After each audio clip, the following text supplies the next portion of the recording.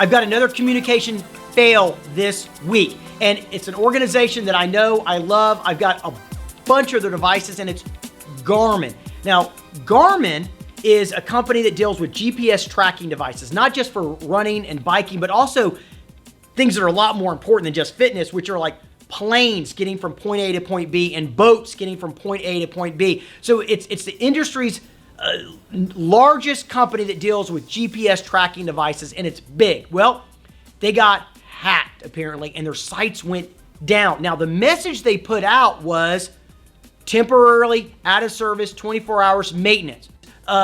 It was leaked out by some employees that they were being held hostage by those companies that hack into you, and they said they want $10 million, we're not going to release your data. So they were being held hostage. They didn't tell any of their users that. They just looked like they were incompetent, like their servers went down from some internal problem for 24 hours, 48 hours, 72, but they only told the users it was going to be 24. Now, it would have been a better plan for them to come out and said, hey, we've been hijacked. We've been taken advantage of by scum buckets. They could have said it a little softer than that, but they should have been overt about the truth. If they were hijacked and held hostage, they should have told their users that, because guess what?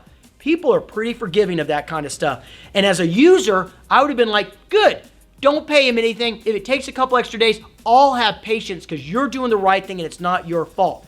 But that's not what Garmin did. What Garmin did was said routine maintenance operations were temporarily down. That wasn't the truth. So your rule, I'm going to give you a rule right now. Be authentic. Trust in your customers that if you're doing the right thing, they're going to want you to do the right thing. And it's okay when stuff hits you in the face. Just be honest about it. Say, we don't know how many days this is going to take to resolve. We're going to do it as quick as we can, but these people are holding us hostage, but we're going to service you. We're going to get back up. We're going to get running.